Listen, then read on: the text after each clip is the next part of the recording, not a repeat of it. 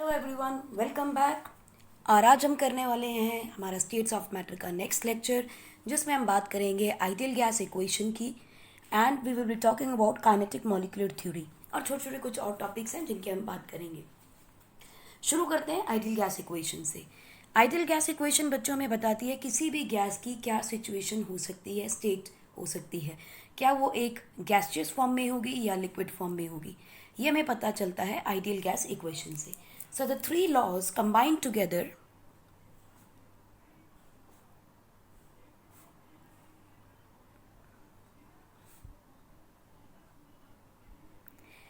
in a single equation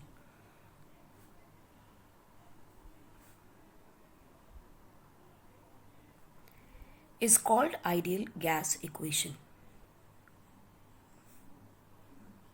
So कोई पूछता है कि आइडियल गैस इक्वेशन क्या है, तो आप बोलिए Charles law, Boyle's law and Gay-Lussac's law, इन तीनों लॉज को अगर हम ऐड कर दें तो उसे हम बनाते हैं आइडियल गैस इक्वेशन। कैसे? देखिए, हमने क्या कहा था, एट कांस्टेंट टेम्परेचर, यानी जब आइसोथर्म बनता है, at constant temperature and number of moles, यानी कि mass of the gas, given mass of the gas अगर कांस्टेंट रहता है तो pressure will be inversely proportional to volume. और ये किसने दिया था हमें? Boyle's law. Similarly at constant pressure and number of moles, volume is directly proportional to temperature. ये था हमारा चार्ल्स लॉ। और तीसरा था at constant volume and number of moles, pressure is directly proportional to temperature. This was the Avogadro law.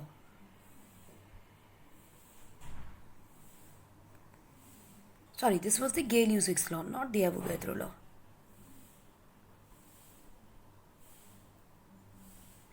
और last law था आपके पास, at the constant pressure and temperature, volume is directly proportional to number of moles. ये था आपके पास Avogadro law. Correct. अब इनमें से कौन से तीन लॉज की वो बात कर रहे हैं? They are talking about Boyle's law, Charles law and Avogadro law. Gay-Lussac's law को इंक्लूड नहीं कर रहे बिकॉज इसमें कहीं भी नंबर ऑफ मोल्स इंक्लूड नहीं हुए। सो मेनली ये तीन लॉज हैं जिनके बारे में आइडियल गैस इक्वेशन बात करती है। So we can say that volume is directly proportional to number of moles, volume is directly proportional to temperature, and volume is inversely proportional to pressure. Correct? T is directly proportional to number of moles and temperature, and inversely proportional to pressure. So can we write V is equal to R and T upon P? What is this R? Obviously it is the constant of proportionality.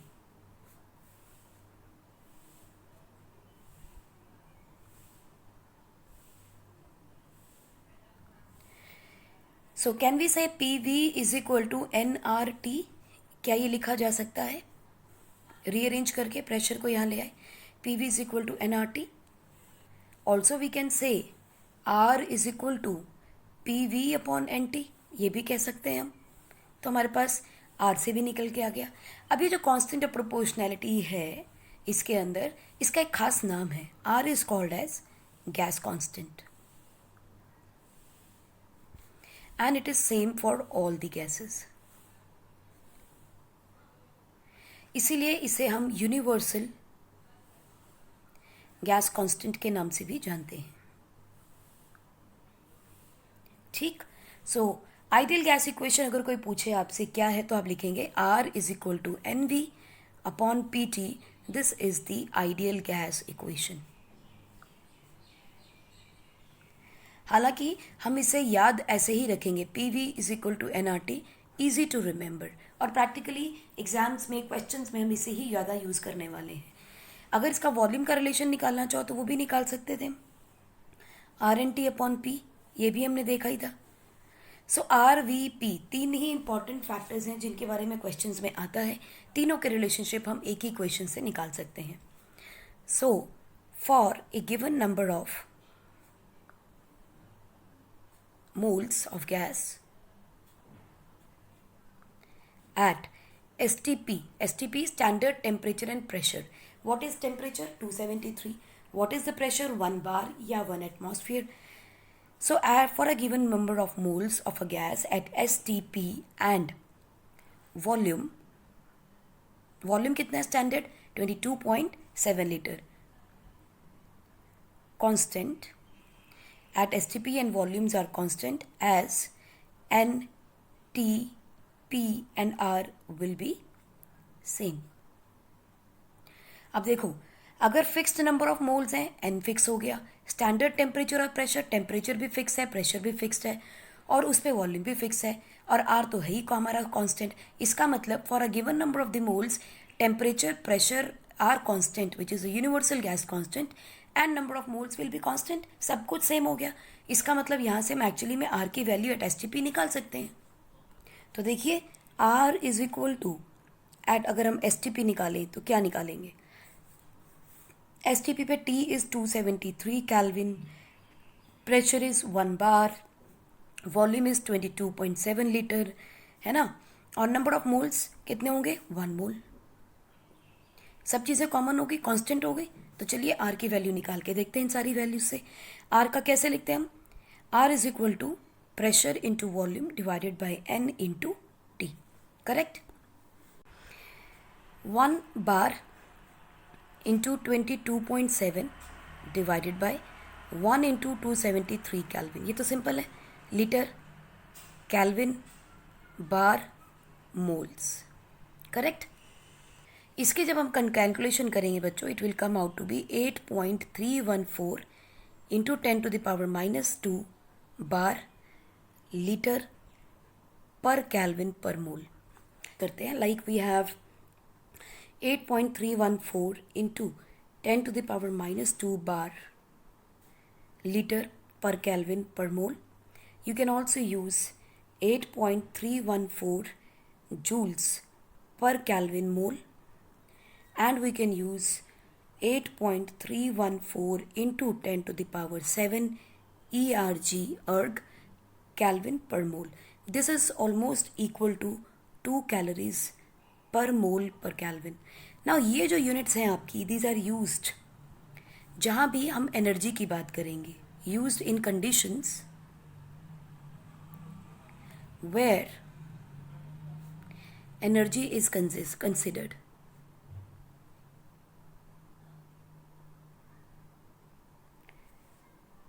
और जहाँ उसे as a gas constant use करना है, वहाँ 8.314 की value आप use कर सकते हैं. सो अगर तीनों लॉज को हम इंक्लूड करें तो we can say that P1 V1 upon T1 is equal to NR for fixed number of moles.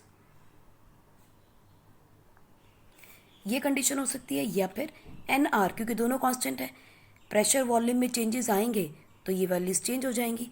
So NR is equal to P1 V1 upon T1, also it is equal to P2 V2 upon T2. So can we say that P1 V1 upon T1 is equal to P2 V2 upon T2. Now this is called as combined gas law.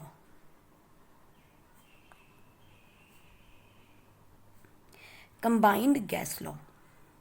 और इस gas law में pressure हम अक्सर लेते हैं atmosphere में, volume हम लेंगे लीटर में,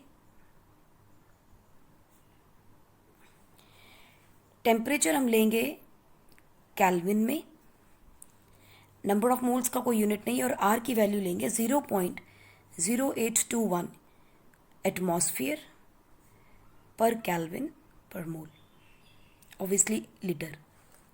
ठीक है, ध्यान से देखोगे तो दिस इज ऑल्सो 8.21.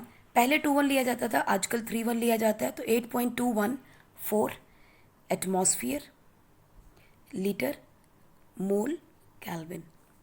और आजकल ये वैल्यू 8.314 लेते हैं हम नाउ डेज. ये पहले अर्लियर यानी ओल्डर वैल्यू है, ये फाइनल वैल्यू है. चलिए प्रॉब्लम नंबर 5.3 देखते हैं.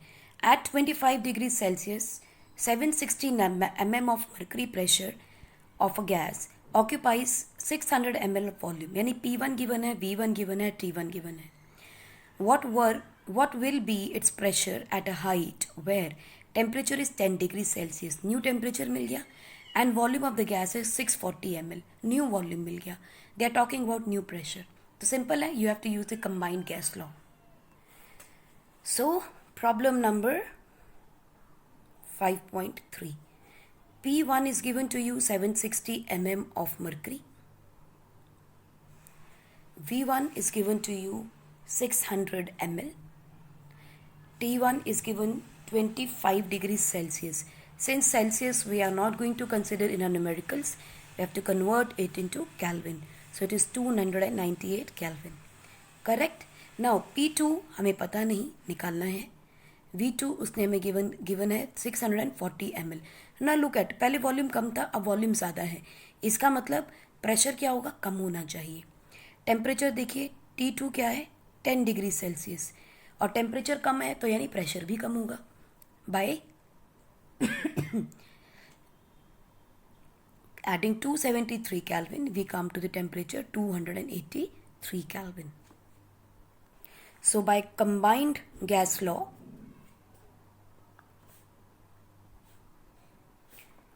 P1 V1 upon T1 is equal to P2 V2 upon T2, क्योंकि गैस का नंबर ऑफ मोल्स कांस्टेंट है. It is given that for a given gas means n is constant. So pressure given as 760 mm of mercury, 600 ml. obviously ये litres में convert होंगे, but the point is इसको जिससे भी convert करोगे वो cancel हो जाएगा. So there will be no difference. Temperature is given to you, that is 298 Kelvin. This is equal to P2 into 640 volume upon 283 Kelvin. तो सिंपल इसकी कैलकुलेशन आपने करनी है. P2 को लीजिए is equal to 760 multiplied by 600 into 283 upon 293 Kelvin. इसकी calculation करेंगे तो we will get 676.6 mm of mercury.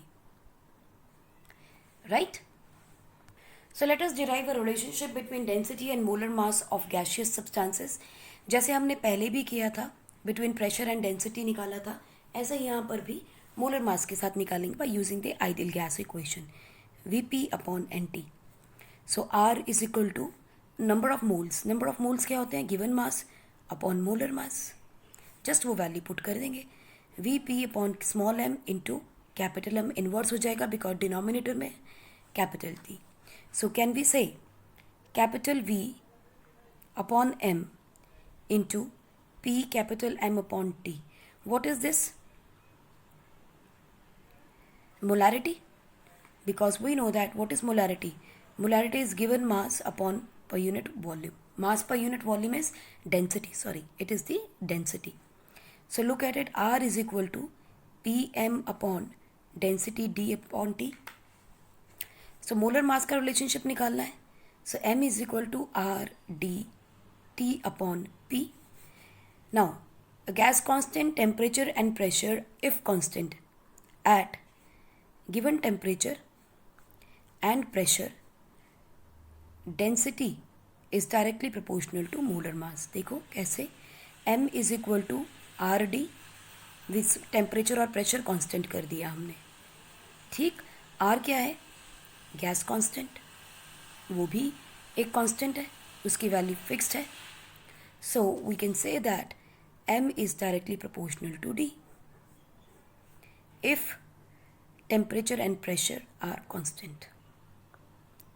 r की वैल्यू तो वैसे ही कांस्टेंट रहती है. So at a given temperature and pressure density will be directly proportional to its molecular mass. Correct? Next हम देखते हैं about Dalton's law of partial pressures. और जो हमने पढ़ा था, प्रेशर क्या होता है? Force per unit area. Right? Force upon area. Force की यूनिट क्या होती है? न्यूटन. एरिया की क्या होती है? मीटर का square. So it is also called as newton metre square और it is called as pascal. Pascal is the unit of pressure. Dalton का ये लॉ क्या कहता है? That the pressure exerted by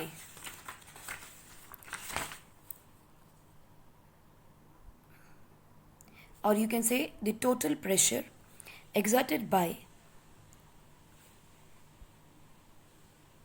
the mixture of two gases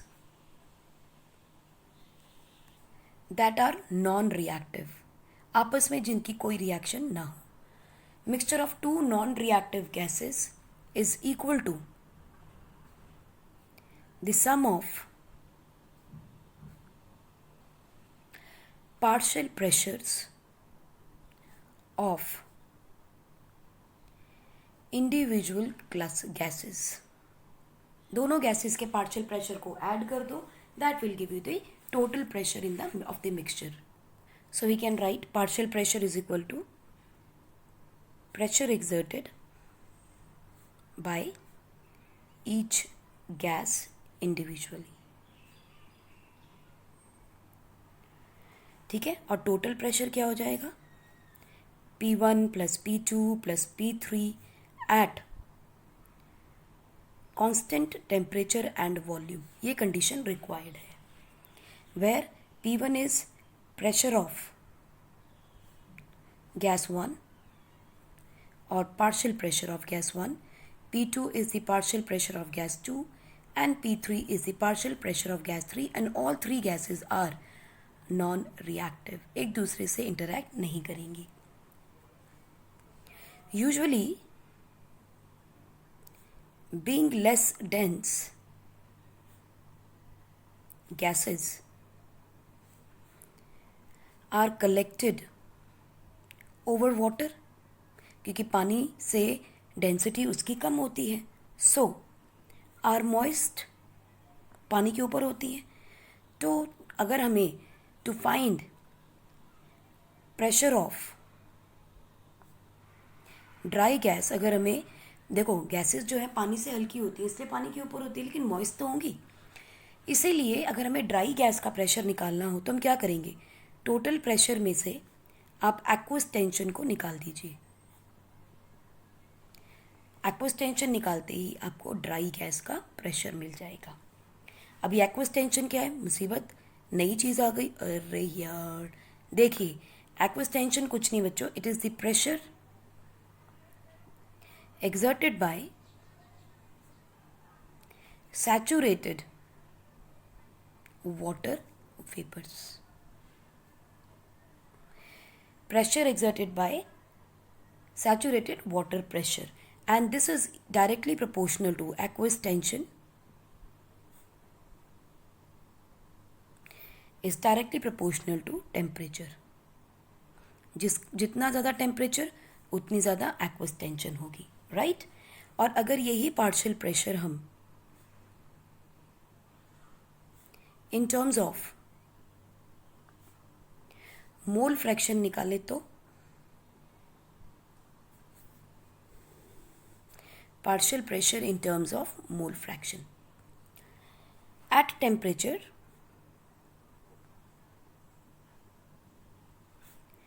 T, three gases have moles, that is N1, N2 and N3.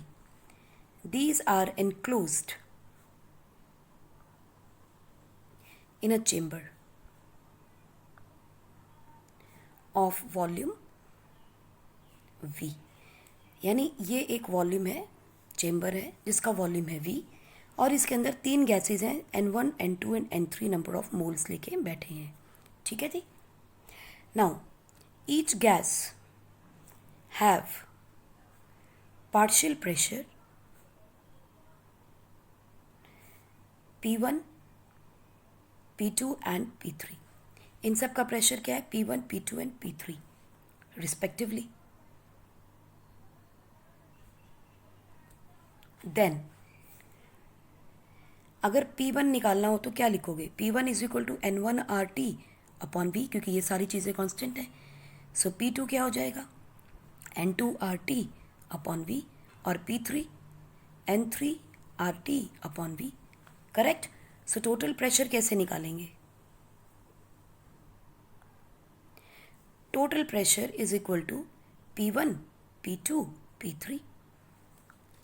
सो देखिए what is common? RT upon V common है, बाहर ले लेते हैं. N1 N2 plus N3, correct. क्योंकि volume constant है सभी gases के लिए, तो उसको कॉमन लेके बाहर निकाल सकते हैं। ये तो हुए number of moles. Mole fraction में कैसे निकालेंगे?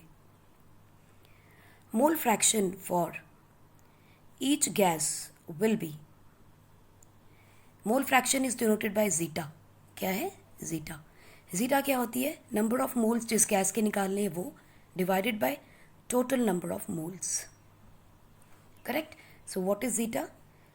Moles of a gas upon total number of moles of all gases in a given chamber. तो सिमिलरली देखो जीटा 2 क्या हो जाएगा? N2 upon N1 plus N2 plus N3, and zeta 3 will be N3 upon N1 plus N2 plus N3. Total pressure will be equal to P1 plus P2 plus P3, correct. अगर हम P1 को in terms of zeta देखें तो कैसे निकालोगे आप? हमने कहा zeta 1 is equal to N1 upon N1 plus N2 plus N3, correct. This is the number of the moles. सो अगर इसका रिलेशनशिप विद P टोटल निकालोगे तो क्या निकालोगे? P total is equal to what? N1 R upon T upon V divided by partial pressure के total pressure कितना था इन सब का moles into R T upon V. This is what total pressure, this is what the partial pressure of first gas. So देखो R T V cancel हो गया, बचा क्या आपके पास? P1 upon P total is equal to N1 upon N1 plus N2 plus N3, and what is this? Look at it, it is zeta 1. So we can say P1 upon P total is equal to zeta 1 P total, or we can also say that P1 is equal to zeta 1 P total, correct? P1 निकल आया। So यहाँ से हम क्या कह सकते हैं? that P total तो हमेशा कांस्टेंट ही रहने वाला है, चाहे वैल्यू कितनी भी चेंज होती रहे, क्योंकि zeta 1 plus zeta 2 plus zeta 3 ratio है ना, it will always be equal to 1. Ratio always comes to 1, always. So we can say that P is directly proportional to zeta if P total is there, which is constant. So can't we say that यहाँ से relationship क्या निकाल सकते हैं? P1 upon P2 is equal to zeta 1 upon zeta 2, which is equal to what? N1 upon N1 plus N2, अगर दो ही ले लें गैसेस तो N2 upon N1 plus N2, ये दोनों कैंसिल हो जाएंगे। So ultimately we can say P1 upon P2 is equal to zeta 1 upon zeta 2 is equal to N1 upon N2। तो ये भी एक रिलेशनशिप हमारे पास आ जाता है about the partial pressure of the gases, it's mole fraction and number of moles. So finally अगर हम law को समराइज करें तो हम क्या लिखेंगे? We will say density is directly proportional to molar mass, हमने फाइंड आउट की थी, and we know that density is also directly proportional to pressure, ये भी हमने निकाला था। अभी हमने निकाला pressure is directly proportional to zeta, ये भी हमने निकाल दिया। What is this zeta? Mole fraction. And also we know that pressure is directly proportional to temperature. देखिए सबका डायरेक्ट रिलेशनशिप आ रहा है। What do you mean by this? Density is directly proportional to molar mass, directly proportional to pressure, directly proportional to zeta, and directly proportional to temperature. सबका relationship same ही आ गया है आपके पास, correct. सो अगर हम सारे laws को समराइज कर दें यहाँ, तो लॉज क्या होंगे? P is inversely proportional to V by Boyle's law. V is directly proportional to T by Charles' law. Right? And then P is directly proportional to T by Gay-Lussac's law.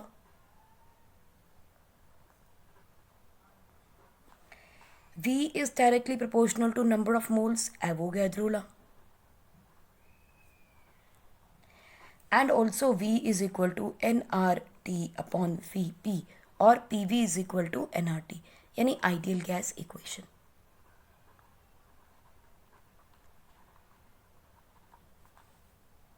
जाने से पहले अपन एक और equation देखते हैं। Relationship है आपके पास pressure का, उसके यूनिट्स का रिलेशनशिप देख लेते हैं, बहुत काम आता है। 1 atmosphere is equal to 1.01 into 10⁵ pascal. ठीक, अगर किलो पास्कल में कन्वर्ट करोगे तो क्या हो जाएगा? 101 किलो पास्कल। अगर हम इसको 760 से देखें तो 1 atmosphere is equal to 760 mm of Hg। इसी को हम कह सकते हैं 760 mm है, सो 1676 सेंटीमीटर ऑफ मरकरी भी कह सकते हैं। And 1 atmosphere is also equal to 1.013 bar, which is almost we take it as equal to 1 bar. Along with mm of mercury, we also give it as 760 torr. इसका मतलब Tor और mm of mercury almost same है। सो 760 mm हो जाए, 760 Tor हो जाए, दोनों की वैल्यू एक ही है, and this is equal to 1 atmosphere. Let us take a look at problem point 5.4. A neon dioxide mixture contains neon and dioxygen mixture contains 70.6 gram of dioxygen यानी कि ऑक्सीजन का molecule and 167.5 of neon gas. दोनों ही gases हैं. It's a mixture of two gases. If the pressure of the mixture of gases in the cylinder is 25 bar, total pressure आपको given है. What is the partial pressure of dioxygen and neon in the mixture? अगर आपको उनका zeta मिल जाए तो आप यहाँ से partial pressures निकाल सकते हैं, because we know partial pressure is equal to zeta into total pressure. Look at it. Partial pressure is equal to zeta into total pressure. So अगर zeta मिल जाए मुझे दोनों gases का, total pressure given है, partial pressure निकल जाएगा. So look at it. Now second part में कहता है number of moles of dioxygen जो है, अच्छा अगर हम नंबर ऑफ मोल्स निकाल लें दोनों के तो हमें जीटा भी मिल जाएगा. So let us find out how we have to calculate it. So हमें यहाँ कहा गया है कि there is a mixture of two gases, neon and dioxygen. Now he says neon का इसमें मास है 167.5 ग्राम और ऑक्सीजन इसमें है 70.6 ग्राम. टोटल प्रेशर गिवन है आपको 25 बार. सो अब हमें सॉल्यूशन में ये मालूम है कि total pressure is equal to P1 plus P2 and we know P1 क्या हो जाएगा आपके पास. P1 is equal to N1 RT upon V and P2 will be N2 RT upon V, right? Also we know that P1 is equal to zeta 1 P total and P2 is equal to zeta 2 P total. अब हमारे पास दो relations हैं ये वाले. अब इन दोनों relations में से कौन सा यूज़ करना हमारे लिए आसान होगा, क्या क्या वैल्यूज़ गिवन है, उससे हम क्या निकाल सकते हैं. What I figure out from here, P1 is equal to zeta 1 P total plus zeta 2 P total would be a better choice to solve the question. क्योंकि zeta 1 निकालना है, P total गिवन है और zeta 1 क्या होता है, N1 upon N1 plus N2, where N1 is number of moles, किसी के भी ले लो, नंबर ऑफ मोल्स 1 का निकालोगे तो number of moles of neon and N2 is number of moles of dioxygen. Correct. अब नंबर ऑफ मोल्स निकालने आसान है क्योंकि गिवन मास है, मॉलिक्यूलर मास पता है. सो N1 क्या होगा, given mass upon molar mass, N2 given mass upon molar mass. N1 is let us से नियॉन की बात कर रहे हैं हम और यहाँ डाइऑक्सीजन की. सो N1 निकाल लेते हैं. नाइट्रोजन नियॉन का मास गिवन है हमें 167.5.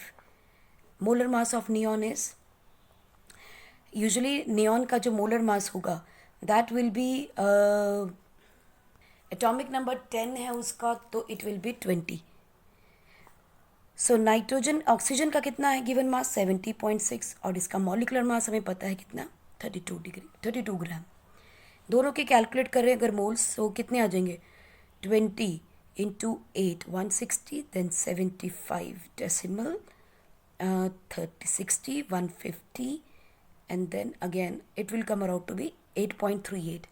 इसका देखो 32 इंटू 2 2.21, ये आगे इसके टोटल नंबर ऑफ मोल्स. तो आपको N1 मिल गया, आपको N2 मिल गया. नाउ N1 प्लस N2 कितना है, दोनों को ऐड कर दे 9 5 एंड 10. करेक्ट. चलिए जीटा 1 निकालते हैं. Zeta 1 is N1 upon N1 plus N2 8.38 upon 10.59 and it comes out to be, चलो हमें कैलकुलेट करने की ज़रूरत नहीं बिकॉज हमने पी टोटल से इसको आगे मल्टीप्लाई करना है. सिमिलरली जीटा 2 निकाल लेते हैं. We have 2.21 upon 10.51. P1 निकालें, that is zeta 1 into P total 8.38 divided by 10.59 into 25 is P1. Similarly, P2 will be equal to 2.21 upon 10.59 multiplied by 25. Correct. इसको कैलकुलेट करेंगे तो हमारे P1 मिलता है बच्चों 19.78 बार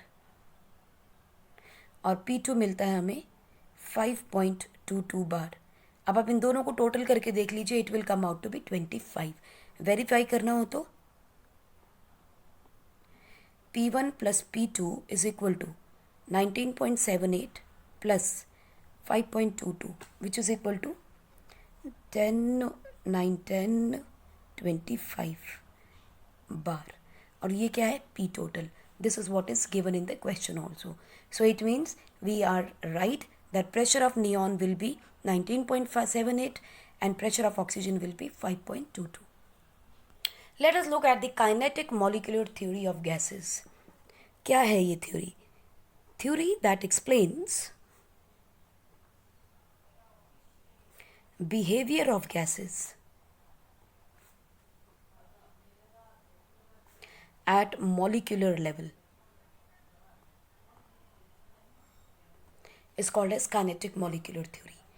Kinetic molecular theory, इसे हम KMT भी लिख सकते हैं, provides microscopic world of gases. यानी हम बहुत ही ज़्यादा माइक्रोस्कोपिक लेवल पे हर एक मॉलिक्यूल का एक्शन देखने वाले हैं. That is what is the kinetic molecular theory. ये हमें बताएगी कि कोई भी गैस कैसा काम कर रही है, क्यों कर रही है, उसमें ये सारी चीज़ें क्या किस तरह से वो बिहेव करेगी. What are the postulates of KMT, kinetic molecular theory. Number 1, बच्चों इंपॉर्टेंट है, ध्यान से देखिएगा. The actual volume of the molecules is negligible. Kinetic molecular theory ये मान के चल रही है कि जो गैस के पार्टिकल्स हैं उनका जो वॉल्यूम है वो बहुत ही ज़्यादा थोड़ा रहता है. It's very very small. Actual volume of molecules is very small in comparison to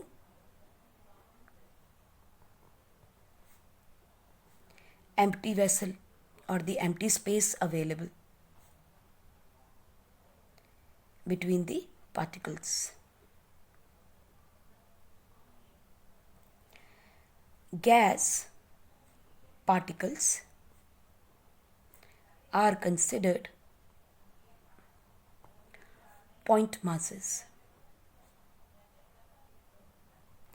सो अगर हमें एक लाइन में इस पूरे बात को समझाना हो तो हम ये कहेंगे कि गैस के जो पार्टिकल्स हैं उन्हें हम पॉइंट मास कंसिडर करके चल रहे हैं.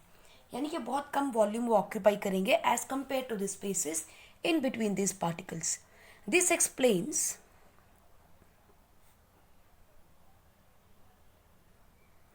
that gases are highly compressible in nature.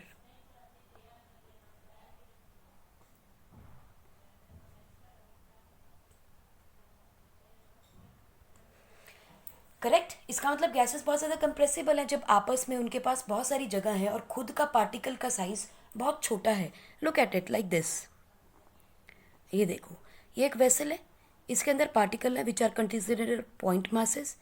अब अपने आप क्या वॉल्यूम ऑक्यूपाई कर रहा है और इन दो पार्टिकल्स के बीच में स्पेस देखिए काफ़ी ज़्यादा है ना.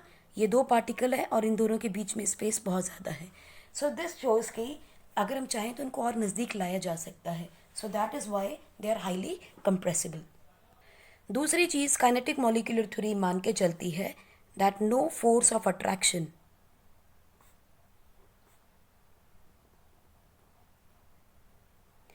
जिसे हम intermolecular force of attraction कह देते हैं is there is no force of attraction between particles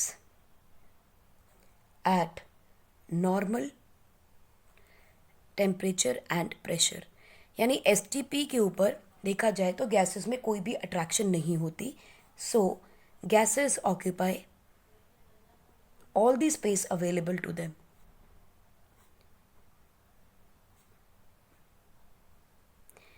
अब इसका मतलब क्या है? इसका मतलब ये है कि मान लीजिए ये एक कंटेनर है, ठीक है. हम कहते हैं ना gases occupy the shape and volume of gases container. तो इसमें जब हमने गैस डाली तो it occupied all the space, जितनी अवेलेबल थी सब ले ली. अगर मैंने इसको थोड़े बड़े में डाल दिया तो ये और ज़्यादा दूर हो गए, तब भी इन्होंने सारा कुछ ऑक्यूपाई कर लिया. नंबर ऑफ मोल्स यहाँ भी सेम है, नंबर ऑफ मोल्स यहाँ भी सेम है, वॉल्यूम बढ़ गया है. ठीक है, total number of moles same है लेकिन वॉल्यूम बढ़ गया. यानी मोलैरिटी की अगर हम बात करें वो ज़रूर चेंज हो गई है. Number of moles per unit volume, यहाँ देखो number of moles per unit volume. V dash कर लें इसको, this is V dash, this is V. So gas ने सारी जगह ऑक्यूपाई कर ली. ये कब पॉसिबल है? जब ये एक दूसरे से दूर जा रहे हो, ये दूर जा रहे हो एक दूसरे से. करेक्ट, रैंडम मोशन में है, कहीं भी जा रहे हैं एक दूसरे से, बस दूर जाना है. सो इसका मतलब उनमें कोई फोर्स ऑफ अट्रैक्शन नहीं होगा. Number 3, particles are in continuous motion. इसका मतलब उनके पास कोई ना कोई काइनेटिक एनर्जी है. एज इफ वर स्टेशनरी, मान लेते हैं कि अगर स्टेशनरी होते तो क्या होता. As if they were stationary it would have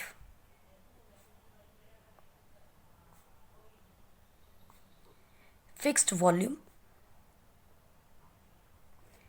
and shape. अगर स्टेशनरी होते तो जितनी जगह इसने ऑक्यूपाई की है यहाँ, उतनी ही यहाँ भी ऑक्यूपाई करनी चाहिए थी. लेकिन they steps actually spread out. इसका मतलब they were continuously moving which is not observed. यानी उनका जो शेप है और जो वॉल्यूम है वो सेम नहीं रहते. They it keep on moving, they keep on changing. Number 4,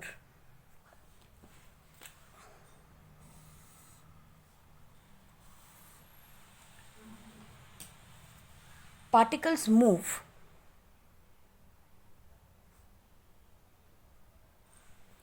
in all directions in straight line. Straight line का मतलब क्या है? When until and unless there is force, external force, unbalanced force to change the position or direction of the motion, तब तक particles will keep on in the same direction. या तो ऐसे या ऐसे या ऐसे, and it has to be a straight line in all possible directions.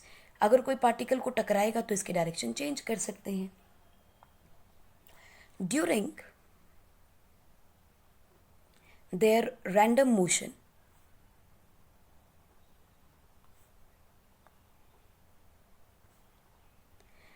they collide with each other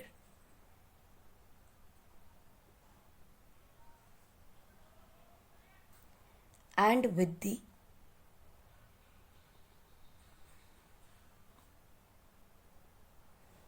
walls of container.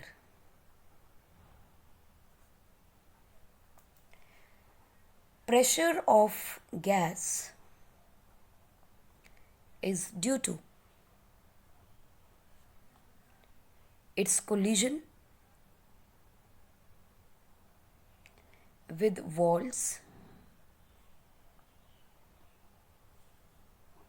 of the container. क्योंकि हमें पता है प्रेशर क्या होता है, force applied per unit area. Container की वॉल के साथ जब टकराता है, एक यूनिट एरिया के साथ टकराने पर कितने फोर्स के साथ टकराया है, that is what is the pressure of the gas. So यहाँ हम एक पॉइंट लिख सकते हैं that pressure of gas is directly proportional to number of collisions per unit area. So कोई भी गैस कितना प्रेशर लगाती है वो डिपेंड करता है वो कितना कोलाइड करती है यूनिट एरिया के साथ. नेक्स्ट क्या है, collisions of particles. Collision of particles is completely elastic. इसका क्या मतलब होता है, it mean total energy remains same before collision and after collision. Right? It means it follows law of conservation of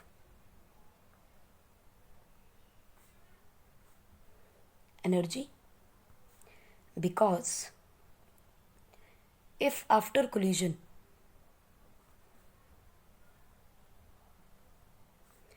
there was loss of kinetic energy,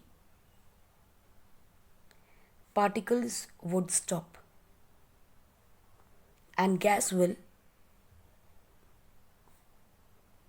settle down. But actually does not happen.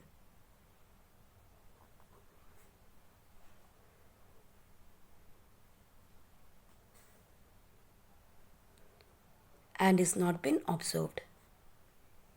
And has not been observed.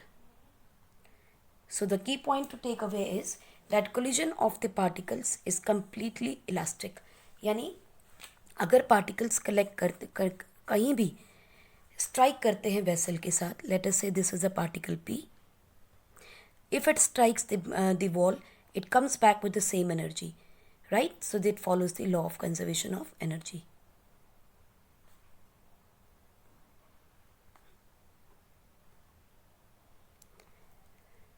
Next postulate of this theory was, at any given time,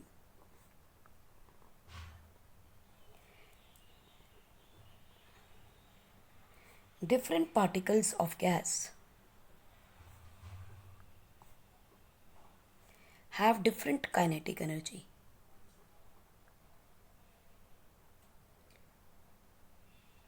Because after collision, there will be change in kinetic energy, although individual speeds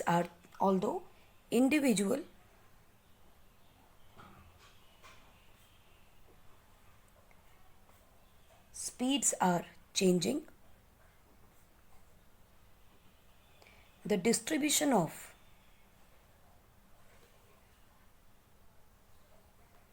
speeds remains same.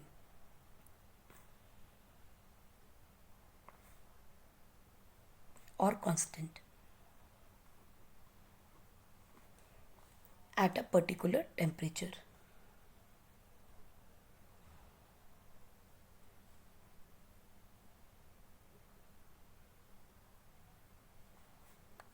Right? Particles की velocity change हो सकती है, टकरा के कोई slow हो सकता है, कोई फास्ट हो सकता है, मगर ओवरऑल चेंज क्या रहेगा? Zero. Overall change is constant. So we can say that at any given time, different particles of a gas have different kinetic energy, but the distribution of speeds remains same. Then comes next postulate. All particles will have variable speed. So would be, अगर particles की speed अलग अलग होगी तो definitely उनकी kinetic energy भी change होगी. So all particles will have variable speed, so would be their kinetic energy अलग अलग होगी. सो हम क्या करेंगे, उस पार्टिकल की average kinetic energy is considered. Correct. एक पार्टिकल टकराने के बाद कभी स्लो कभी फास्ट होगा. एक गाड़ी चल रही है, कभी स्लो कभी फास्ट चलेगी, तो हम उसकी काइनेटिक एनर्जी एवरेज कंसिडर करते हैं. And this is equal to T absolute. What is this T absolute? This is the temperature. What is this temperature T absolute? That temperature जिसके ऊपर जो gases हैं that will become almost liquefied. अभी बात करते हैं T absolute की भी. On heating, a gas acts. On heating a gas at constant volume and pressure is increased. अगर गैस को एक कांस्टेंट वॉल्यूम पे हीट किया जाए तो pressure will increase definitely, because we know pressure is directly proportional to temperature. So kinetic energy will also increase क्योंकि temperature बढ़ रहा है. बिकॉज सो यहाँ से हम कह सकते हैं kinetic energy is directly proportional to temperature and pressure. Pressure बढ़ेगा, टेम्परेचर बढ़ेगा, तो काइनेटिक एनर्जी बढ़ेगी. All the gases or all the gas laws can be derived from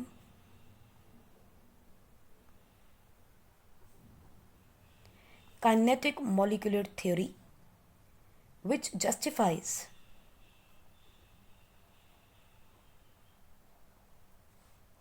that calculation and predictions based on kinetic energy agree with experimental observations. अगर तीनों laws हम kinetic molecular theory से निकाल सकते हैं, सो इसका मतलब ये एक्सपेरिमेंटली भी प्रूव हो जाता है. And this establishes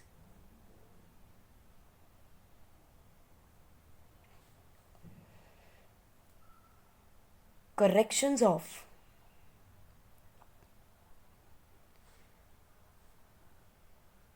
this microscopic model of gases. So this establishes correctness लिखना चाहिए rather than corrections. It is a correctness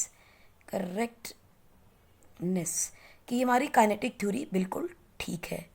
अगर कोई चीज़ ऑब्जर्वेशनल और एक्सपेरिमेंटल एक जैसा रिजल्ट दे तो इसका मतलब हमारी थ्योरी बिल्कुल ठीक है. So this establishes correctness of this microscopic model of the gas.